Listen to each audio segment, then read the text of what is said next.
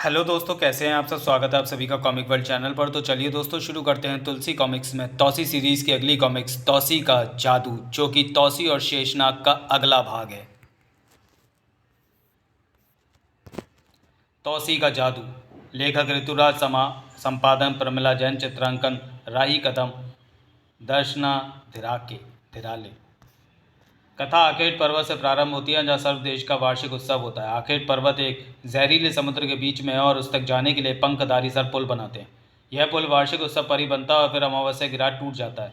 तुर्कसैन जादूगर मुंडा को सर्वदेश भेजता है, जो अपने जादू से चांदनी रात को अमावस्या में तब्दील कर देता है और पंखधारी सर पुल तोड़ देते हैं।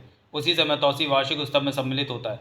तौसी कालू जिन्न की मदद से मुंडा के आखेट पर्वत पर ही बंदी बना लेता है और स्वयं नाग बाबा के निर्देश अनुसार आखेट के उस मंदिर में प्रवेश करता है, जिसके गर्भ में शेषनाग द्वार तक का रास्ता होता है।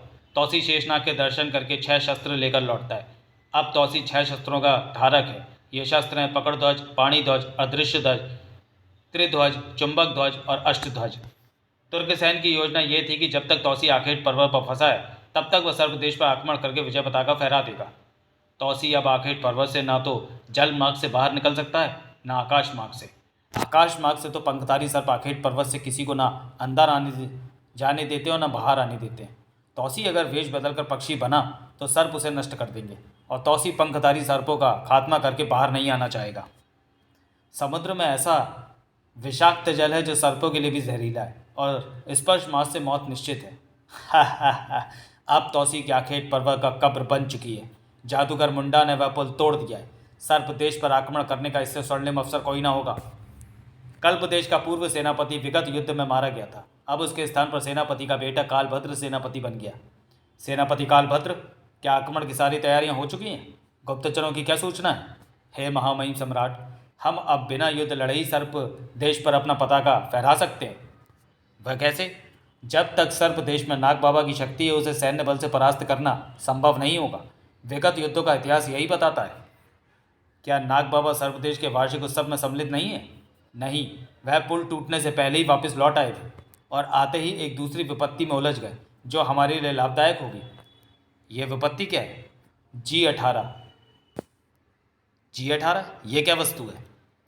पृथ्वी लोक में एक देश है चीन, और चीन की एक असुरी शक्ति का नाम है जी। यह असुरी शक्ति तब से पृथ्वी पर वास करती आई है जब से पृथ्वी का मानव विकास में आया। G18 इस शक्ति का 18वां अवतार है। G18 में उसके 17 पूर्वजों की 17 शक्तियां विराजमान समाई बताई जाती हैं।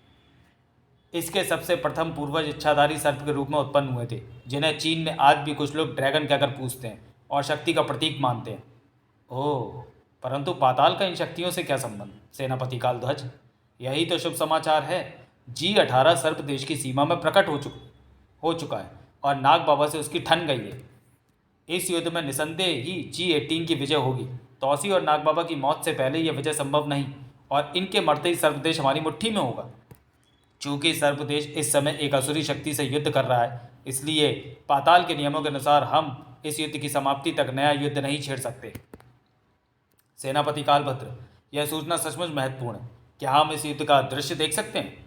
अवश्य महामहिम, मैं युद्ध दर्शन यंत्र की किरणें सर्पदेश पर स्थित करवाने के निर्देश देता हूँ। तुर्कसैन युद्ध दर्शन मंच पर सर्पदेश में मचा हाहाकार देख रहा था। क्या ये G18 है? हाँ महामहिम, यही है वह शक्ति। सर्पदेश में यह आग मेरे पूर्व गुरु जी दो की शक्ति है, जल में भी आग लगा सकती है। नाग बाबा के आश्रम में G18 ने हमारी बस्तियों में आग लगा दी है। नाग बाबा, सैनिक आखेट पर्वत पर फंसे हैं। मुझे मेघ भेदी शस्त्र छोड़ना पड़ेगा। नाग बाबा के बाड़ों से सब देश में बारिश होने लगी। यह बूढ़ा हर उस जगह बारिश करवाता है जहाँ मैं आग लगाता हूँ। इसका मतलब इस बूढ़े के जीते जी मैं सब देश को जलाकर राख नहीं कर सकता। मैं इस पर अपने चौथे महाबली की शक्ति का प्रयोग करता हूँ, जो अपनी शक्ति से पर्वतों तक को उखाड़कर हवा में उड़ा देता था। ये मेरे पाँव को उखाड़ना चाहता है।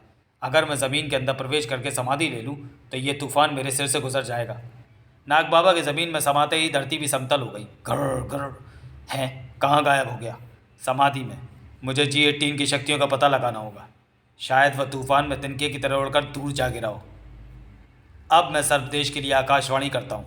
सर्पदेश के वासियों, मैं तुम्हें 1 सप्ताह का समय देता हूँ। यदि तुमने G18 की गुलामी स्वीकार नहीं की तो मैं 1 सप्ताह बाद फिर प्रकट होऊंगा और प्रलय मचा दूंगा। सेनापति कालभद्र, इससे उचित अवसर हमारे लिए कोई हो ही नहीं सकता। नाग बाबा G18 के भय से जमीन में समा गया है।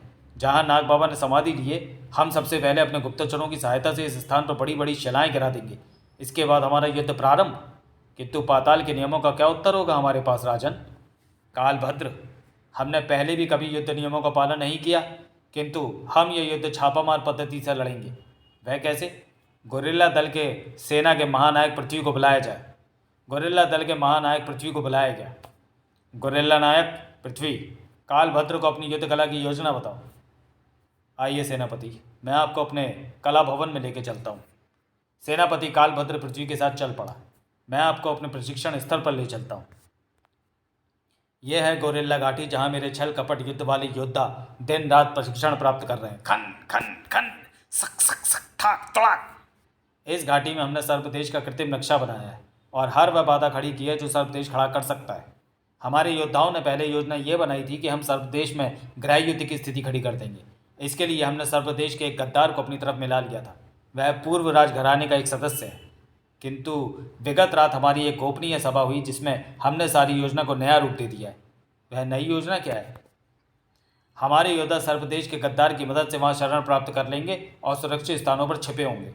फिर हम G18 के सैनिकों के रूप में बस्तियों पर हमले शुरू कर देंगे। हमारा एक दल उस जगह रहेगा जहाँ नाग बाबा जमीन में समा गया है।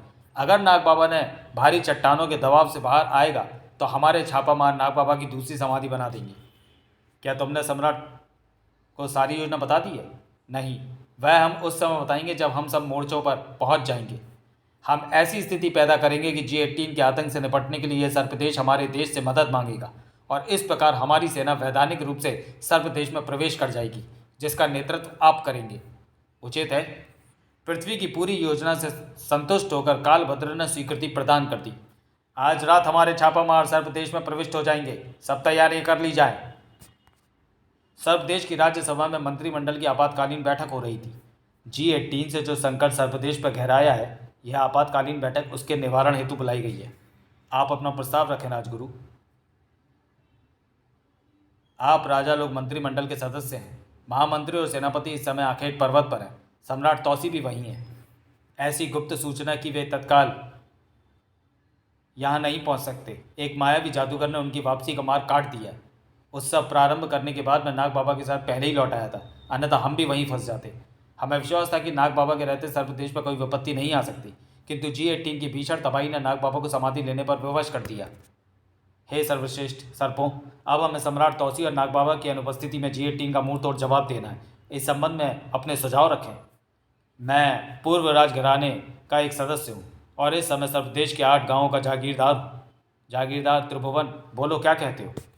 सबसे पहले हमें किसी ऐसे श्रेष्ठ सर्प का चयन करना होगा जो नेतृत्व का बोझ उठा सके। बिना नेतृत्व की कोई भी रणनीति संभव नहीं होती। जागीरदार त्रिभुवन ठीक कहते हैं। मेरे विचार से महारानी अप्सरा को नेतृत्व प्रदान किया जाए। आप लोगों का क्या विचार है? हे राजगुरु, क्या हम में से कोई इतना सक्षम नहीं कि हम महारानी को कष्ट दें? क्या सम्राट तौसी को हमारी ये हरकत पसंद आएगी? अगर महारानी को कुछ हो गया तो? आप ठीक कहते हैं साकाल, किंतु हम में से किसी योग्य का चयन तो करना ही होगा। मेरे विचार से राज्यसभा में पूर्व राजवंश का एक ही सदस्य है, इसलिए जागीरदार त्रिभुवन को युद्ध नेतृत्व सौंपा जा सकता है। हम सब सहमत हैं। यदि नाग बाबा उपस्थित होते तो ये नेतृत्व उनके हाथ में होता, किंतु अब त्रिभुवन के अतिरिक्त हमारे पास कोई विकल्प नहीं रहा। अतः त्रिभुवन G18 के विरुद्ध सर्वदेश का नेतृत्व करेंगे। राजगुरु ने घोषणा कर दी। उधर कल्प देश में गुप्त मंत्रणा चल रही थी। पृथ्वी, क्या हम जान सकते हैं कि सर्वदेश में हमारा राजवंशी मित्र कौन है? हे राजन, हमने आधा युद्ध तो जीत लिया, क्योंकि हमारा मित्र त्रिभुवन सर्वदेश की बागडोर संभाले हुए और आज रात हमारे छापामार सर्वदेश की सीमा में अपने ठिकानों की ओर रवाना हो जाएंगे। हमने उनके वस्त्र भी G18 के सैनिकों जैसे बनाए हैं। जहाँ नाग बाबा समाधि लिए थे वहाँ हजारों भारी चट्टानों के बीच दबने वाला अब कभी नहीं निकल सकता, और अगर कोई बाहरी ताकत इन चट्टानों को हटाने आई तो तुम्हारा दल उसे रोकेगा। साथ ही नाग बाबा की दूसरी समाधि लगाने के लिए तैयार रहना होगा। नाग बाबा के समाधि स्थल में ठाक, ओह, 1 और चट्टानों के दबाव के कारण नाग बाबा का संतुलन बिगड़ रहा था। जब तक मैं G18 की शक्ति का रहस्य नहीं जान पाता बाहर निकलने की नहीं सोच सकता। किंतु ये कौन है जो मेरी समाधि पर चट्टान बरसा रहा है? निसंदेह G18 ही होगा। ओम नमः शिवाय। मुझे बाहरी शत्रु की गतिविधि जानने की और रोकने के लिए कालू जिन्न का प्रयोग करना चाहिए। नाग बाबा सर्प से पुनः इंसानी रूप में प्रकट हो गए। कालू जिन्न, कालू जिन्न। मैं उपस्थित हूँ स्वामी। मैं इस समय समाधि में लीन रहना चाहता हूँ ताकि G18 की शक्तियों का पता लगाकर उसका निवारण कर सकूँ। किंतु धरातल पर मेरी समाधि पर चट्टानें लुढ़काकर विघ्न डाला जा रहा है। यह कार्य रुकना चाहिए। हमें बताओ कि यह कौन कर रहा हो और इसकी रोकथाम करो। जो आज्ञा स्वामी। कालू जिन्न इस रोकथाम में लग पाया। उधर तौसी ने उसे मुंडा जादूगर को बंदी बनाकर रखने के लिए तौसी के रूप में आखेट पर्वत पर छोड़ा था। मेरे जादू की गुप्त शक्तियां अचानक सुसुप्त अवस्था से जागृत होने का एक ही अर्थ है। विस्तृत जानकारी के लिए पढ़ें पूर्व प्रकाशित कॉमिक तौसी और जादूगर मुंडा, जो कि चैनल पे अपलोड है और आपको तौसी की प्लेलिस्ट में मिल जाएगी। वह शैतान जिन जादू की पर्दी से बाहर है। मुंडा ने अपना जादू जगाना शुरू कर दिया। गरम चुरम गुरम चुरम करम शरम फुर्र। जादूगर कैद से आज़ाद हो गया। चल गया जादू। अब मैं आज़ाद हो सकता हूँ। तौसी यहाँ जिन्न को अपने रूप में खड़ा कर खुद कहाँ गायब हो गया। ऐ मेरे जादू चम चमाचम, पता असली तौसी कहाँ है? मंदिर में भगवान शंकर की पूजा करने गया होगा। हाँ, मैं पहले इसे सबक सिखाता हूँ। मैं अपने बनाए जादू के घेरे में लेकर इसे उसी प्रकार बंदी बनाऊंगा जैसे इसने मुझे बनाया था। पहले इसके सैनिकों और दूसरे लोगों को यहाँ से बाहर करता हूँ। इस क्षेत्र में ऐसा जादू चलाता हूँ कि यहाँ उपस्थित प्रत्येक सैनिक और अन्यों को हर तरफ आग ही आग नजर आए। आग से हर प्राणी डरता है और भयभीत होकर पानी की तरफ भागता है। ये सब सागर की तरफ दौड़ेंगे और आग से बचने के लिए जल में कूद कर मर जाएंगे, क्योंकि जल जहरीला है। गिले आग लगा दे चुरम चुर चुरम चुर। जादूगर मुंडा अपने जादू से कृत्रिम आग लगाने में व्यस्त था। आग कहीं नहीं लगी थी, पर जादू की आग सबको नजर आने लगी। हे आग, इधर भी आग, उधर भी आग, आग ही आग। आग से बचने के लिए पानी की तरफ बढ़ो, समुद्र की तरफ चलो। सम्राट कहाँ है? ऐसी विपत्ति में सम्राट भी नहीं है। आखेट पर्वत पर भगदड़ मच गई। भागो, आग आग। देखते देखते मैदान साफ हो गया। अब यहाँ मैं हूं, केवल मैं, और मेरा जादू तौसी को बंदी बनाएगा। तौसी मंदिर से बाहर निकल रहा था। जादूगर मुंडा तौसी के मार्ग में आ गया। जादूगर मुंडा ये कैसे मुक्त हो गया? अब मैं अदृश्य हो जाता हूँ। मैं कहाँ गया है? कहाँ गया? मुझे इंसानी रूप धारण करना चाहिए। कहाँ छुपा है मुंडा जादूगर? मैं तेरा खात्मा करके ही आगे बढ़ूंगा।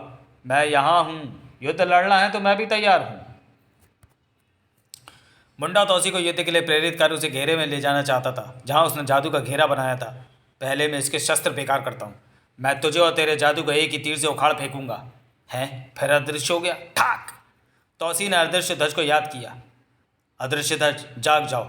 जब तक तुम्हारी शक्ति मेरे पास है, कोई जादूगर मेरे समक्ष अदृश्य कैसे हो सकता है? अदृश्य ध्वज की शक्ति जागृत होते ही मुंडा नजर आया। ठाक तड़ाक साय। उफ, यह मुझे कैसे देख रहा है और मेरी तरफ बढ़ रहा है। मुझे तुरंत जादू घेरे में कूद जाना चाहिए। थप। तू क्या सोचता है मैं वहां नहीं आ सकता? थप। जादूगर मंत्रों का जाप करने लगा। गरम गरम शरम शरम किरम किरम। हैं, ये तो संख्या में अनेक हो गए। चारों तरफ घेरा बनकर खड़े हैं। तू इस घेरे से नहीं निकल सकता तौसी। मेरे जादू का यह घेरा तुझे ऐसी जंजीरों में जकड़ देगा जो तुझे कभी नजर नहीं आएगा। अब तू अपना रूप भी नहीं बदल पाएगा। छू। जब तक मेरा जादू जीवित रहेगा, कोई भी बाहर से तेरी मदद के लिए इस घेरे को नहीं काट पाएगा। हा हा हा हा। अब तो मुझे भी जादू चलाना पड़ेगा, नहीं तो ये मुझे बांध देगा। इस जादू के घेरे में तू सारी युद्ध विद्या भूल जाएगा। भूल जा, भूल जा। ऐ मेरे भीतर मौजूद शक्तियों, तुम सब इच्छाधारी हो। मेरे भीतर से बाहर निकलकर मेरी शक्ति धारण करके मेरे चारों तरफ घेरा बना लो। 6 शक्तियाँ पकड़ ध्वज, पाणी ध्वज, अदृश्य ध्वज, चुंबक ध्वज, त्रिध्वज, अष्टध्वज बाहर निकल पड़े। तौसी की शक्तियों के लिए पढ़ें तौसी और शेषनाग, जो कि चैनल पर अपलोड है और आपको तौसी की प्लेलिस्ट में मिल जाएगी। ये क्या है? तौसी तौसी तौसी तौसी तौसी। अब धीरे धीरे इस पर आक्रमण के लिए फैलना शुरू कर दो। आक्रमण। ठाक ठाक। मैं चुंबक ध्वज हूँ। चिपक जा, चिपक जा। मेरे पास 3 शरीर है। मैं हूँ त्रिध्वज और मेरी अष्टभुजाएं लोहे की तरह काटती हैं। मैं अष्टध्वज हूँ। बाप रे, ये तो जादूगरों का बाप बन गया। भागो, भाग जा मुंडा। मुंडा के भागते ही जादू का घेरा भी टूट गया। भाग कर कहाँ जाएगा मुंडा, सन सन। जिस विषाक्त सागर का पुल तूने तोड़ा है वह तो तू भी पार नहीं कर सकता।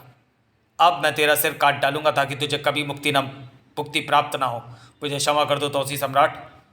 तो बता ये सब तूने क्यों किया? राजा तुर्कसेन ने मुझे साधा था। मैं तो मंत्रों की तपस्या में लीन था। राजा तुर्कसेन आपको यहाँ फंसाकर सर्वदेश पर आक्रमण करना चाहता था। ओह, तब तो मुझे तत्काल सर्वदेश पहुँचना चाहिए। जादूगर मुंडा, क्या तुम अपने उस जादू का वापस लेकर काट सकते हो जिसके कारण चांदनी रात अमावस्या की रात बन गई थी? क्या ये फिर से पूनम की रात बन सकती है? क्योंकि पूनम की रात बनते ही पंखधारी सरपुल की स्थापना कर देंगे। अगर मैंने ऐसा किया तो मेरी संपूर्ण जादूगरी समाप्त हो जाएगी, मेरे मंत्रों की शक्ति समाप्त हो जाएगी और मैं साधारण अवस्था में पहुंच जाऊंगा। मृत्यु से यह अवस्था उत्तम होगी। तुरंत फैसला करो। मैंने तुम्हें क्षमा किया है तो तुम्हें मेरी आज्ञा का पालन करना होगा। जो आज्ञा सम्राट। अब तो मैं आपका गुलाम हूँ। तो चलाओ जादू। अपने उस जादू का वापस लेकर पूनम की रात में परिवर्तित कर दो। शाम होने वाली है, मैं तुम्हें तीरों से मुक्त करता हूँ।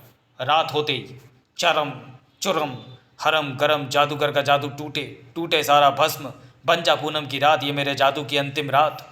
अमावस्या की रात पूनम की रात में परिवर्तित हो गई। आखेट उत्सव से भागे सर्वदेश के वासी सागर तट पर पहुंच गए थे। हैं, पूनम की रात? चलो पुल बनाओ। पंखधारी सर्प सागर तट की ओर बढ़ने लगे। तौसी भी तट की तरफ बढ़ा। अब पुल बन जाएगा। पंखधारी सर्प अपने काम पर लग गए हैं। तौसी चंद्रोदय होते ही वहां पहुंच गए। सम्राट तौसी जिंदाबाद जिंदाबाद। सम्राट आ गए। सम्राट के आते ही पूनम की रात। अरे वो देखो, पंखधारी सर्पों ने पुल भी बना दिया। मेरे वीर सैनिकों, सर्वदेश में इस समय खतरे के बादल मंडरा रहे हैं। आगे बढ़ो और खतरे से मुकाबला करो। अब पुल तैयार हो गया है। पृथ्वी के छापामार अड्डे में सूचना मिली है कि आखेट मार्ग पर पंखधारी सर्पों ने पुल बना दिया है। हैं, ये कैसे हो गया? सूचना पक्की है? सभी छापामारों से कहो कि पुल पर ही तौसी को रोके और अपने आक्रमण से पुल तोड़ डालें। छापामारों की दिशा आखेट पर्वत का पुल था। उधर तौसी अपने नागरिकों को विषाक्त सागर पार करवा रहा था। हैं, आक्रमण! अचानक हुए आक्रमण से सर्व देश के वासी और सैनिक पुल से विषाक्त सागर में गिरने लगे। हम पुल से इस तीन तरफ आक्रमण को उत्तर नहीं दे सकते, इसलिए सब लोग आखेट पर्वत के तट पर रुके रहो। मैं अकेला उस पार जाता हूँ। तौसी ने पक्षी का रूप धरा और आकाश मार्ग से दूसरी तरफ पहुँच गया। मुझे सुबह होने से पहले यह युद्ध समाप्त करना ही होगा। सन सन सन करड़ करड़ करड़ खन तड़ा टिशुम। तौसी के पराक्रम के सामने छापामारों के पांव उखड़ने के लगे। चलो मेरे 6 रूपी बाहर आ जाओ। इन छापामारों को छिपी जगह से निकाल फेंको। खन खन भागो, ये तौसी नहीं, जादूगर तौसी है। हर जगह तौसी तौसी। चाय चाय चाय। सुबह पृथ्वी के खेमे में गुप्तचर सूचना लेकर पहुंच गया। क्या सूचना है? तौसी के पराक्रम के सामने छापामारों के पांव उखड़ गए। उनमें से कोई भी पुल तक नहीं पहुंच पाया। जो बचे रहे वे मैदान छोड़कर भाग खड़े हुए। वह जादू की ताकत से लड़ रहा है। हमने वहाँ 7 तौसी देखे। कुछ भी हो, हम सर देश में बगावत करके ही वापस लौटेंगे। अब हम G18 की सेना बनकर गहरा युद्ध भड़काएंगे। तो चलिए दोस्तों, वीडियो को यहीं समाप्त करते हैं और मिलते हैं तौसी सीरीज़ की अगली कॉमिक्स तौसी और G18 में। तब तक के लिए धन्यवाद।